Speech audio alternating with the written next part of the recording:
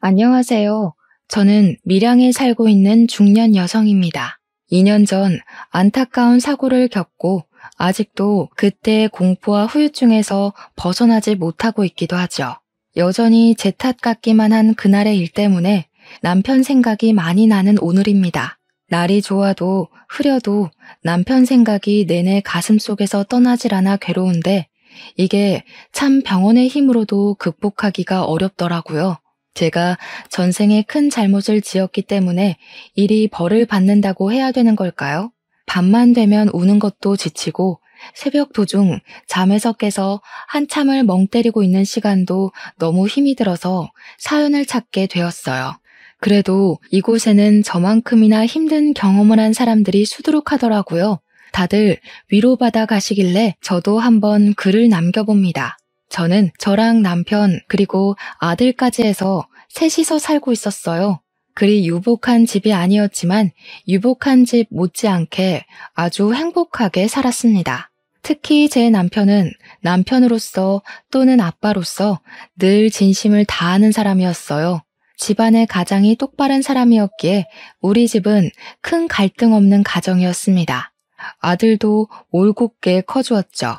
해주는 것도 없는데 어쩜 그리 바라는 것마저 없는 건지 처음에는 아들이 다른 아이들과 달리 어릴 적부터 딱히 욕심이 없길래 걱정을 많이 했습니다. 그런데 아들이 철이 빨리 들었던 것뿐이더라고요.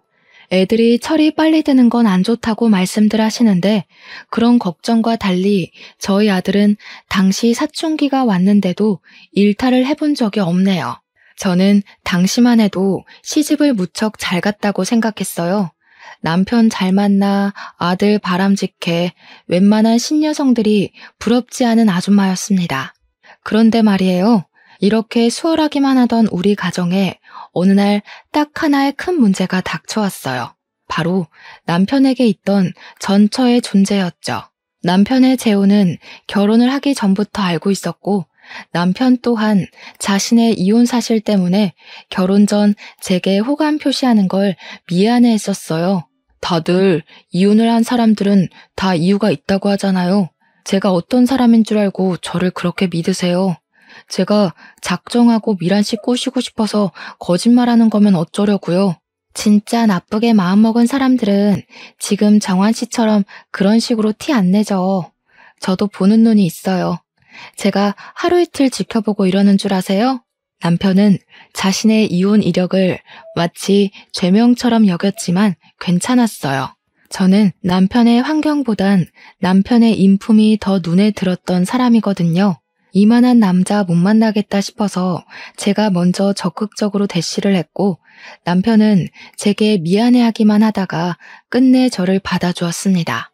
그때 남편이 전처의 얘기를 잠깐 해준 적이 있었는데 전처가 자신의 가난 때문에 고생을 너무 많이 해서 이혼을 요구했다고 했어요. 제가 만날 당시 남편은 제법 자리를 잡고 있는 직장인의 위치였던지라 가난하지는 않았거든요. 그렇다고 막 잘 사는 정도도 아니었어요. 아무튼 전처가 그랬다니 그때는 남편이 굳이 설명하지 않아도 얼마나 힘들었을지 가늠하고 이해했었습니다. 제가 전처에 대해 이해할 수 있는 부분은 딱 그 정도였어요. 그리고 남편도 제 진심을 알고 더 이상 전처를 언급하지 않았습니다. 그렇게 저희는 결혼하였고 남편과 10년 가까이 살면서 저는 제 선택이 옳았다고 믿고 살았어요. 그건 전처가 다시 등장하기 전까지 행복이었다는 걸 모르고 말이죠.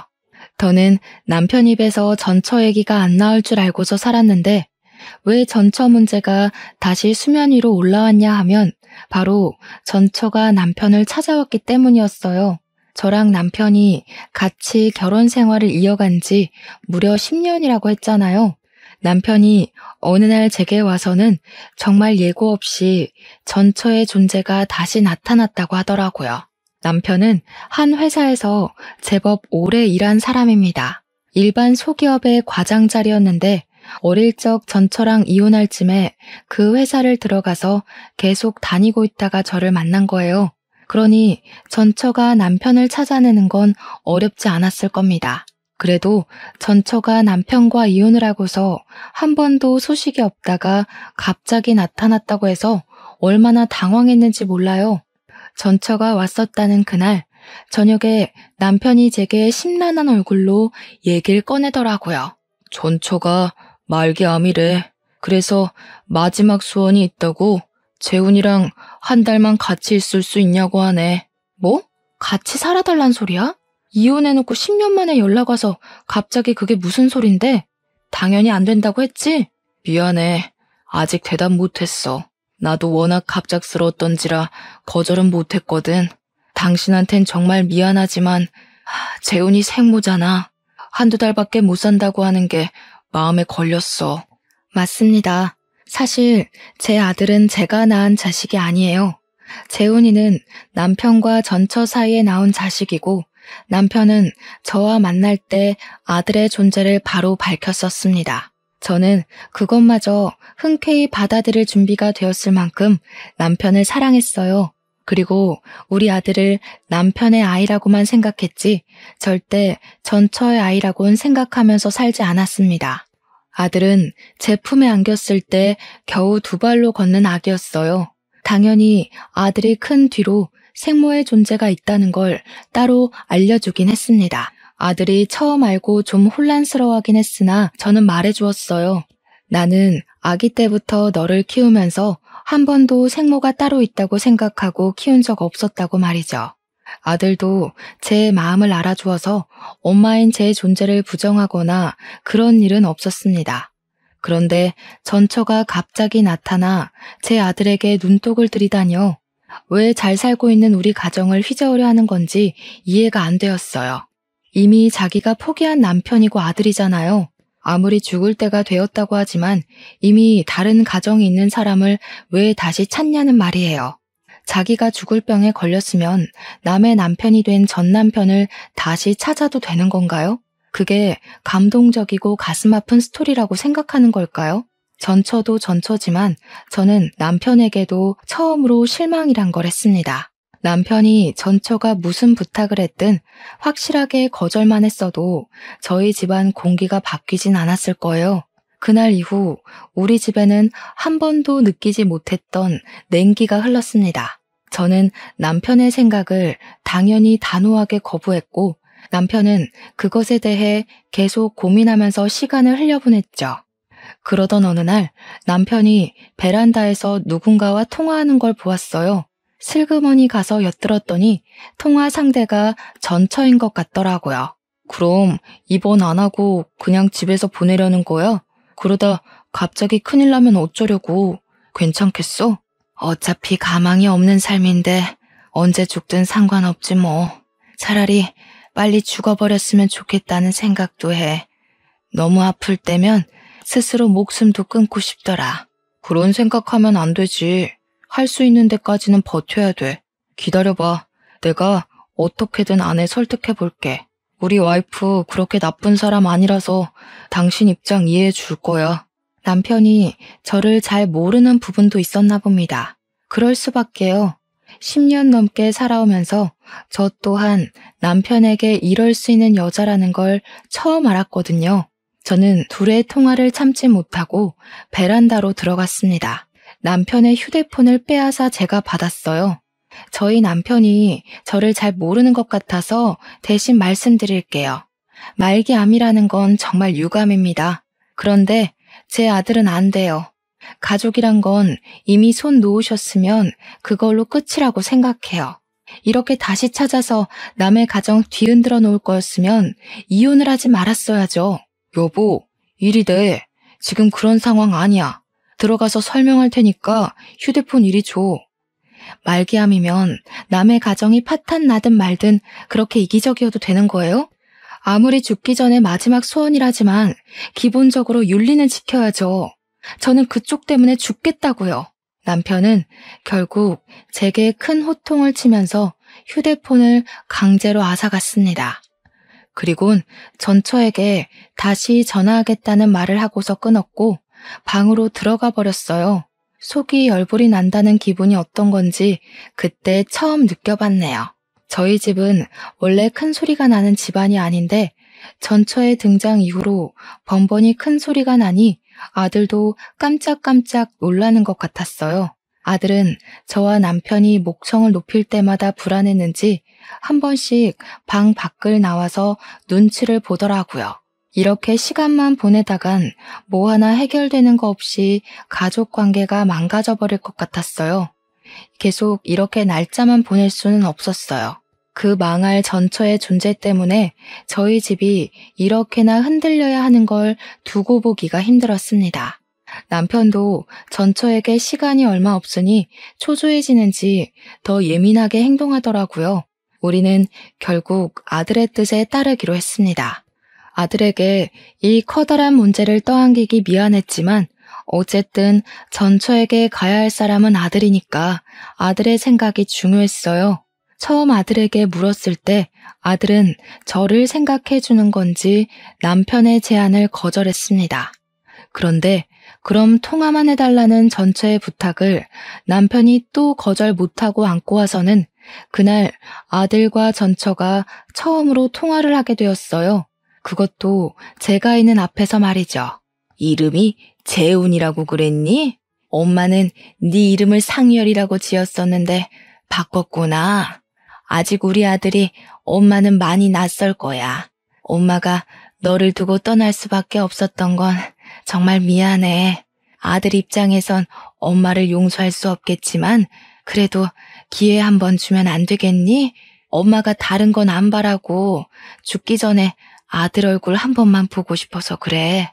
착한 우리 아들은 생모의 절절한 부탁에 결국 마음이 약해서 거절을 하지 못했고 우리와 상의 없이 이미 전처에게 알겠다고 약속을 해버렸더군요. 생모는 남편처럼 재혼도 안 하고 혼자 계속 살았고 변변한 직장도 없이 기초수급자로 계속 지내온 듯 했습니다. 저희 아들에게 그런 점을 더 어필했어요. 다른 건 모르겠고 자꾸 제 아들에게 엄마 거리는 게 무척 거슬리더군요. 그래서 또 한 번 휴대폰을 빼앗아 전처에게 따지고 싶었지만 아들의 선택이니 참을 수밖에 없었습니다. 아들은 통화를 끊고 나서 제게 미안하다고 눈물을 보였어요. 가슴이 아팠습니다. 이게 어디 아들 잘못인가요? 전처에게 정을 떼지 못하고 있었던 남편의 어리석은 판단 때문이지. 결국 저는 저 나름대로 속이 미어 터졌지만 우리 아들을 전처 품에 한 달 동안 보내주기로 결정을 내렸습니다. 남편이 아들을 싣고 전처에게 데려다 주려는 첫날 제가 얼마나 많이 울었는지 모릅니다. 마치 남편과 아들을 빼앗기는 기분을 느꼈거든요. 그렇게 아들 없이 한 달을 살아야 했던 기간 동안에 제 세상은 거의 구천이나 다름없었어요. 하루가 1년처럼 길기만 했습니다. 제가 시름시름 앓으며 점차 기운을 잃어가니 남편이 제 걱정이 되긴 했나 보더라고요. 매일 아들을 찾아가서는 저한테 아들 사진 보여주고 잘 있다고 계속 안심시켜 주었습니다. 남편은 일부러 저를 위해 전처가 걸려있는 사진은 보여주지 않으려고 했었어요. 하지만 제 머리엔 남편과 전처와 아들이 함께 있는 모습이 자꾸 그려졌고 분명 다 내 가족들인데 제가 마치 불청객이 된 것 같은 느낌을 계속 받았습니다. 그래서 그때마다 제 목소리는 자꾸 뾰족하게 흘러나갔죠. 어쩌라고? 나한테 자랑하는 거야? 지금 당신이랑 아들이 누구를 더 원하는지 그걸 보여주고 싶은 거야? 그런 게 아니잖아. 재훈이는 계속 너 보고 싶다고 해. 우리가 아무리 전처 사정 봐주고 있다고 하지만 내 아내는 너고 재훈이 엄마도 너야. 네가 안 불안해했으면 좋겠기에 나도 최대한 노력하고 있는 건데 왜 몰라줘? 솔직히 힘들잖아. 나는 아직도 말이 안 된다고 생각해. 어느 집 사람이 전처 죽을 때 됐다고 남편 갖다 바치고 아들 갖다 바치고 하겠어. 남편은 저 위로되라고 노력하는 거겠지만 남편이 노력하면 할수록 저는 더더욱 남편의 재혼녀밖에 안 된다는 인식만 커갔어요.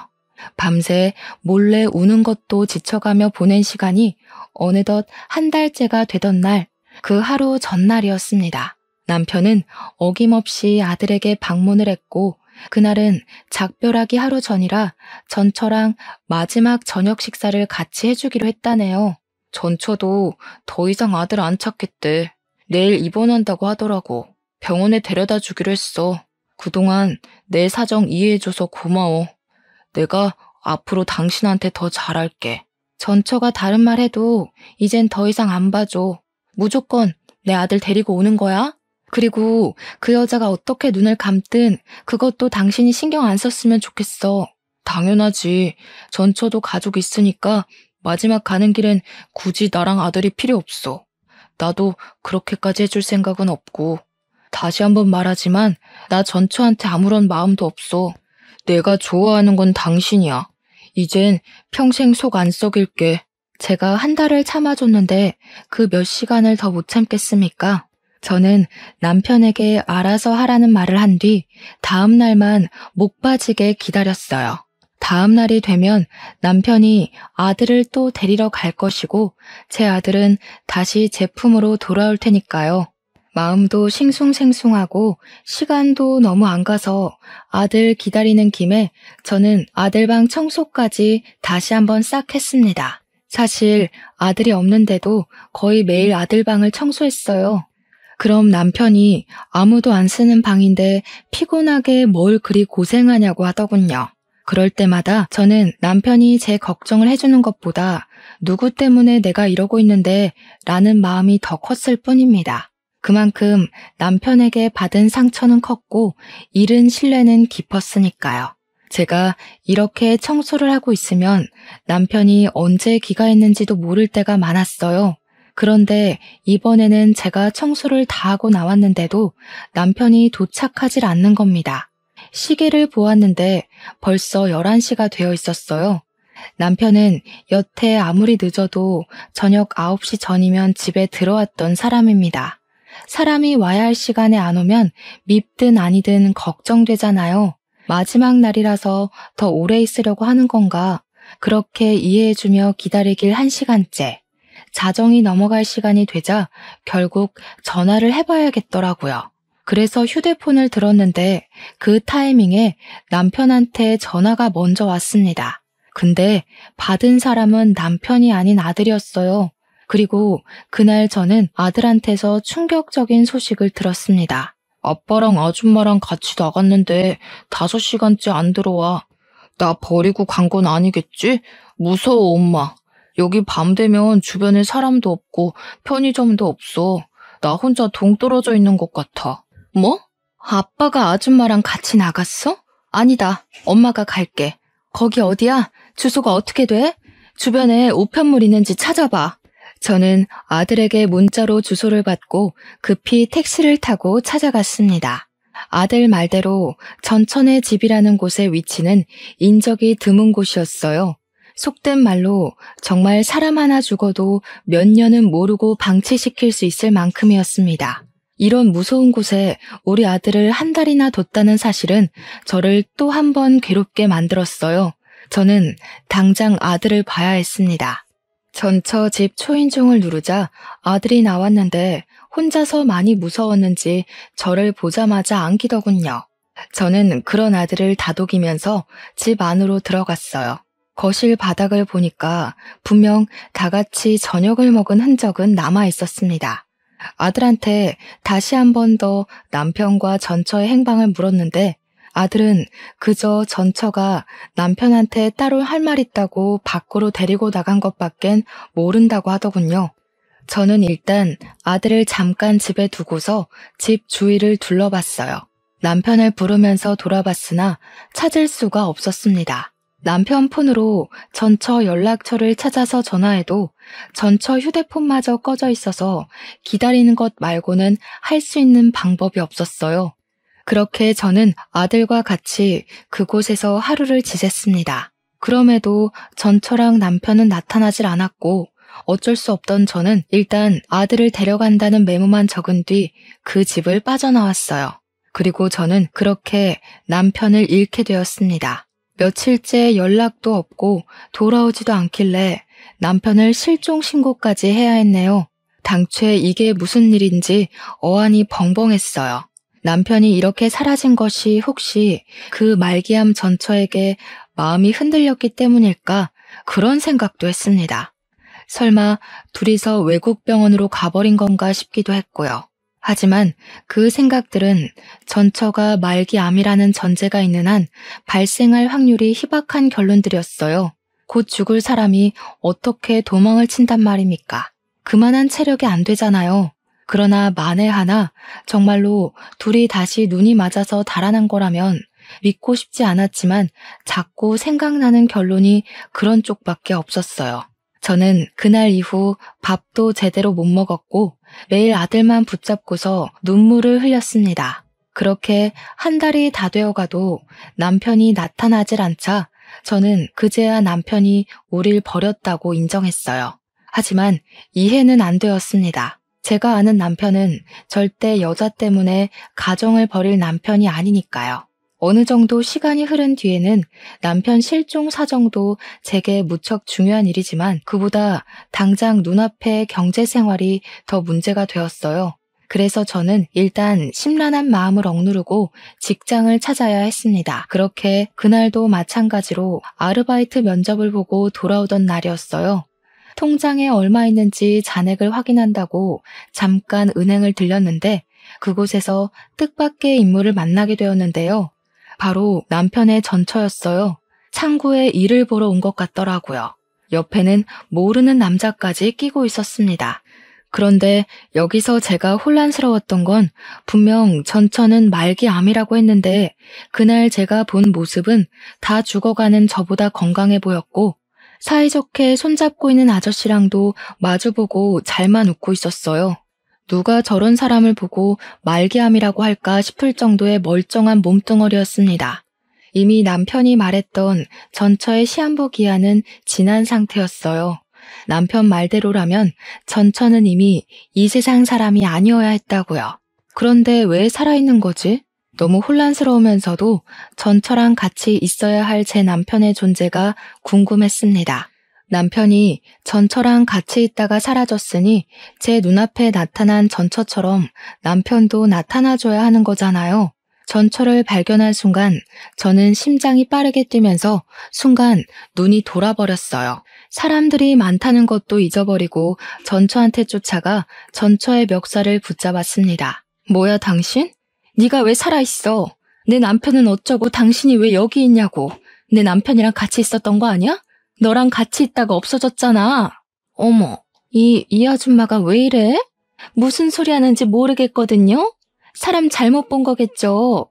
여기 경찰 좀 불러주세요. 내 남편 어쨌어? 내 남편 어디 가고 왜 딴 남자랑 있는 거야? 둘이 도망친 거 아니었어? 도대체 그날 무슨 일이 있었던 거냐고.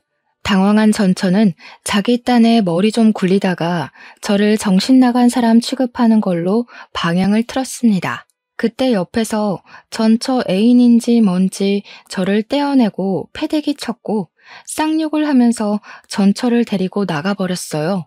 주변 사람들이 다친 저를 걱정해줬으나 저는 그 손길들 모두 외면한 채 그들 뒤를 황급히 쫓아갔습니다. 하지만 그들이 차를 타고 사라지는 바람에 놓쳐버리게 되었죠.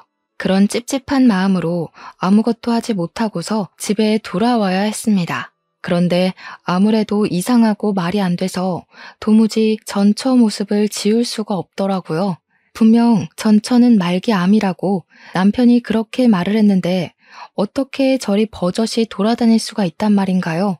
말기암이라고 거짓말을 했다면 모를까. 일도 못 알아보고 누워서 이틀은 보낸 저는 결국 갑갑함을 참지 못하고 지난번에 찾아갔던 전처 집을 다시 몰래 찾아갔습니다. 대낮에 찾아갔던지라 집에 사람은 아직 사는 것 같은데 다 외출을 나간 것처럼 보였어요. 언제 돌아올지 몰랐는데도 저는 다시 한 번 더 두 눈으로 확인하고 싶었습니다. 인연이 만약 제 남편과 아들을 상대로 거짓말을 한 게 맞는다면 절대 그냥 넘어가지 않을 생각이었거든요. 그렇게 집 주위에 몇 시간을 은닉하고 있던 저는 집 주위로 숨어들었다가 저녁이 다 돼서야 전처의 모습을 확인할 수 있었습니다. 전처는 어김없이 그때 그 남자와 또 같이 나타났어요. 보아하니 남자랑 이 집에서 같이 동거를 하는 낌새더군요. 전처가 남자의 팔짱을 끼면서 집으로 들어가는데 제가 숨어있는 곳으로 그들이 하는 대화가 들렸어요. 들통나는 건 아니겠지? 아무래도 그 아줌마가 날 본 게 마음에 걸리네. 그 아줌마랑 저번에 통화했을 때 당신도 들어서 알잖아. 목소리만 들어도 얼마나 억측스러워? 보험심사만 통과하면 바로 여기 뜰 거라서 겁낼 필요 없어. 그 아줌마는 그냥 평생 제 남편 실종된 줄 알고 살 거야. 남편 없으면 아무것도 못하는 여자가 무슨 능력으로 알아내겠어? 우리는 그냥 입 다물고 호의호식하며 살면 돼. 저들이 무슨 대화를 하는 건지 구체적으로는 모르겠지만 일단 우리 남편한테 무슨 짓을 한 건 분명하단 확신이 들었어요. 남편이 실종된 걸로 알게 만들었다는 건 자기네들이 남편에게 무슨 짓을 했다는 거 아니겠습니까? 저는 울음을 참으면서 그들을 동영상으로 촬영했고 그날 바로 경찰서로 달려갔습니다. 얼마나 다리가 후들거렸는지 몰라요. 경찰서에 가서도 어디서부터 어떻게 말을 시작해야 할지 몰라서 그저 생각나는 대로 중구난방 얘기를 꺼냈어요. 제 남편이 실종 신고된 사람인데 이 사람들이 아무래도 무슨 짓 한 것 같다고 동영상을 보여줬고 여자가 내 남편의 전처라는 사실과 내 남편이 이 여자랑 있다가 실종된 거라고도 모두 얘기를 해주었습니다. 무엇보다 이 여자가 말기암이라고 했는데 멀쩡하게 돌아다니는 것 또한 빠짐없이 전달했죠. 경찰은 처음엔 제 얘기를 별일 아닌 실종 사건이라 생각하는 듯 했죠. 그럼에도 민중의 지팡이이기 때문에 제가 뭐라고 하는지 경청은 하고 있었고 갈수록 상세해지는 제 진술을 곰곰이 생각하는 태도까지 보여주었습니다. 경찰 또한 뭔가 수상하긴 하다는 걸 느낀 것 같았어요. 특히 제가 보여준 동영상에서 전처랑 남자가 하는 대화를 듣고서 심각한 표정을 지었거든요. 다행히 경찰은 제 증거를 토대로 수사를 시작해 주었어요. 경찰에게 연락이 올 때까지 저는 아들에게조차 신경을 쓸 수가 없었습니다. 그저 제발 제 남편이 어딘가에서 무사히 살아있어만 주길 바라고 기도하기만 했어요. 그리고 며칠 뒤 제겐 또 하나의 충격 소식이 들려왔습니다. 전처 때문에 제 머릿속이 폭풍처럼 휘몰아치던 중 5일 뒤에 경찰한테 전화가 왔는데요. 경찰이 제 남편 이름을 묻더니 배우자 되는 사람이 맞냐고 묻더라고요. 남편을 찾은 것 같은 뉘앙스에 기뻐서 저는 곧장 그렇다고 대답을 했고 남편 신고도 부인인 내가 했다고까지 말했습니다. 그러자 경찰이 곧바로 목소리를 가라앉혔는데 느닷없이 제 남편이 이미 사망을 했다고 하는 겁니다. 그 순간 저는 심장이 멎는 줄 알았어요. 잘못 들었나 싶어서 뭐라고 그랬냐고 다시 물었고 확인 사살을 당했습니다.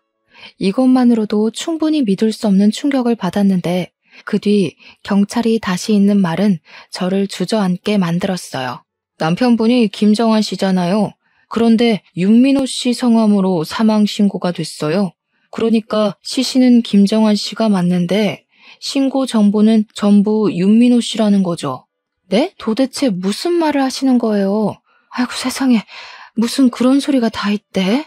다시 한번 설명해 주시겠어요? 그래서 우리 남편이 죽었다는 거예요? 다른 사람이 죽었다는 거예요? 워낙 정신없는 상태로 전화를 받아서 그런지 경찰 말을 바로 이해하지 못했습니다. 제 남편이 사망을 한 건 맞는데 우리 남편 사망 처리가 남편의 신원이 아닌 다른 사람의 신원으로 등록이 되어 있다고 하더라고요. 그러면서 경찰이 다시 한번 윤민호라는 이름을 말을 해줬어요. 하지만 아무리 머리를 굴려봐도 그 이름은 생전 처음 듣는 이름이었고 우리 남편 아는 사람 중에서도 그런 이름은 들어본 적이 없었어요. 제가 전혀 모르는 기색을 표하자 경찰은 다른 이름을 하나 더 말해주면서 혹시 이건 아는 이름이냐고 물었는데요. 그때 돋은 소름이 아직도 기억이 납니다. 경찰은 제게 전처 이름을 언급했고 저는 흥분해서 그 사람이 바로 남편의 전처라고 얘기를 했어요. 그러니 경찰 쪽에서 오는 반응은 역시나라는 느낌이었습니다. 경찰은 한숨을 푹 쉬면서 아무래도 사망보험금 수령을 위한 보험 살인 같다고 하더군요. 전처가 분명 말기암 환자라고 했는데 전처 앞으로 된 진단명 같은 건 전혀 조회되지 않았다고 하면서 말이죠. 살인이요? 지금 제 남편이 살인을 당했다는 거예요? 아니, 보험 살인이 뭔데 그런 게 있어요. 우리 남편이 왜 그런 일에 연관이 되어 있는 건데요? 살인이라니. 일평생 저랑은 관계없을 것 같은 단어의 등장에 긴장이 덜컥 되었습니다. 대체 이게 뭔 난리인가 싶어서 일단은 경찰이 해주는 말을 부정했어요. 내 남편 사망 아니라고, 뭐 잘못한 거 아니냐부터 내가 애초에 실종해서 신고를 했던 건데 뜬금없이 사망 소식을 전하는 게 말이냐고, 대체 이게 뭔 소리냐고 겁에 질려서 질문만 했어요. 하지만 경찰한테서는 제가 듣고 싶은 대답을 들을 순 없었고 오히려 반복적인 답과 더욱 깊은 내막만 알게 되었습니다. 전처는 저희 남편과 이혼을 하고 재혼을 했다고 했어요. 자기 재혼남이랑 짜고 재혼남에게 든 사망보험금을 타기 위해 의도적으로 제 남편에게 접근을 했던 거랍니다. 제 남편이 복숭아 알레르기가 있는데 그걸 알고 있던 전처가 술에다 복숭아즙을 타서 남편을 호흡곤란으로 죽음에 이르게 했고 죽은 제 남편을 재혼남으로 위장시켜 재혼남의 사망보험금을 타려고 했던 것이래요. 실제 재혼남 앞으로 사망보험이 너무 많이 들어있어서 이를 수상하게 여긴 보험회사가 조회를 하고 조사를 시작했고 사기라는 것이 발각되었다고 했습니다. 보험회사에서 온 연락이 마침 제 남편 사건을 조사하던 중에 신고가 들어와서 그들이 바로 경찰에 잡힐 수 있었다고 합니다. 그 전화 한 통으로 제가 간절히 바랬던 남편의 복귀는 이루어질 수 없는 허상이 되어버렸어요. 전화를 끊고 나서 저는 또 울음을 터뜨려 버렸습니다. 남편의 부고 소식은 저의 모든 걸 무너뜨렸지만 일단은 경찰서로 가야만 했어요. 그곳에서 저는 다시 전처를 보게 되었습니다. 그리고 전처와 같이 그 옆을 지키고 있는 사람은 다름 아닌 그때 그 은행에서 마주쳤던 아저씨였어요. 저들이 제 남편을 보험 타먹으려고 죽게 만들었다는 거잖아요.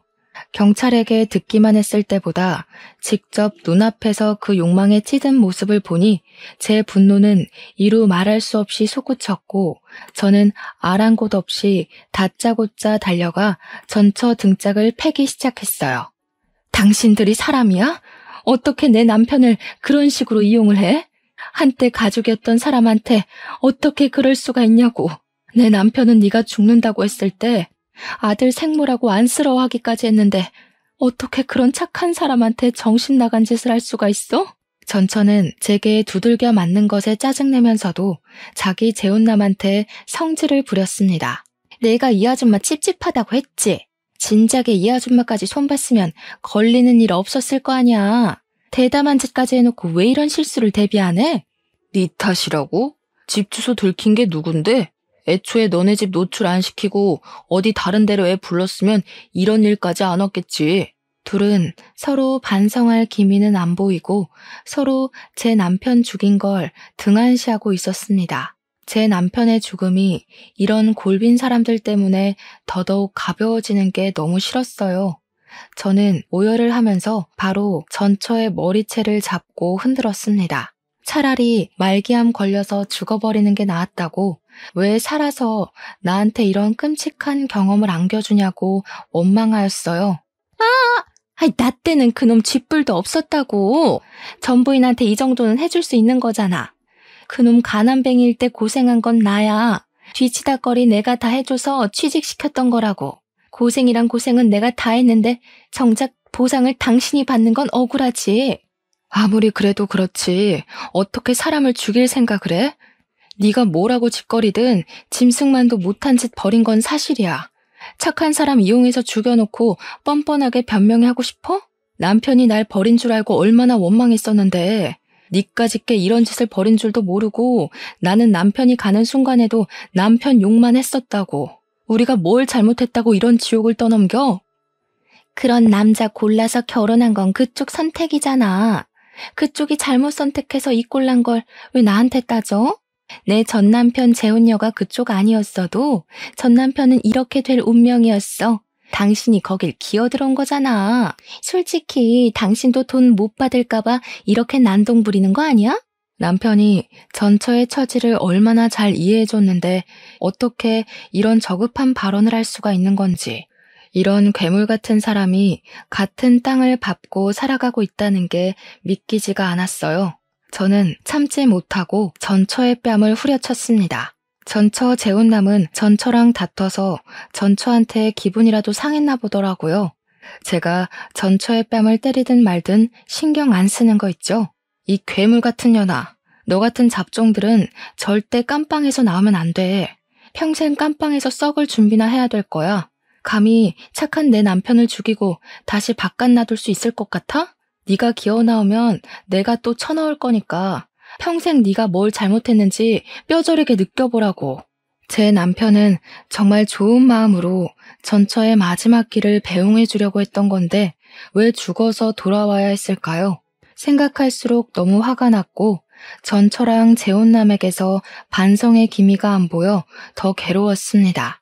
고작 돈 때문에 제 남편을 죽게 만든 전처를 용서할 수 없었던 저는 제 선에서 가능한 재산을 털어 유능한 변호사를 선임했고 저 둘이 최대한 많은 형량을 받을 수 있도록 물심양면 알아봤어요. 남편의 마지막 가는 길 배웅도 못 해줬는데 남편의 억울함이라도 풀어주고 싶었거든요. 저는 이걸 저만 알도록 그대로 묻히지 않고 남편 잃은 억울함을 각종 뉴스에 제보했습니다. 보험 사기와 관련해 인터뷰까지 자처해서 진행했어요. 전처를 만나고 온 남편이 실종되어 결국 사망한 사건으로 많은 매스컴의 관심을 받게 되었죠. 방송국에서 그토록 많은 러브콜을 주어서 정신없는 시간을 좀 많이 보냈어요. 전처와 재혼남의 얼굴은 까발려지지 않았지만 신상은 이미 다 공개가 되었고 그들은 기사를 접한 온 국민에게 질타의 대상이 되었습니다. 그렇게 산만한 시간을 보낸 뒤 저는 제 남편의 사망 신고도 남편 이름으로 다시 정정 신고를 했어요. 다른 사람 이름이 적힌 유골함도 남편의 이름을 찾아주어 제가 아는 납골 땅으로 이적해 안치해 두었습니다. 우리 불쌍한 남편, 가족들이랑 인사도 못하고 제 명이 아닌 시기에 운명을 달리하여 얼마나 한이 맺혀 있겠습니까? 장례식도 제 손으로 치러주지 못했는데 어떻게 착하게만 살았던 사람에게 이리도 불행하게 생을 마감시키는 건지 하늘이 원망스러웠어요. 이렇게 제게서 남편을 앗아간 그 썩을 놈들을 고소했는데도 제 마음은 구멍이 뚫린 것 마냥 허하기만 했습니다. 아무래도 제가 뭘 하든 남편은 영영 돌아올 수 없는 곳으로 가버렸다는 사실을 받아들이기 싫었기 때문이겠죠.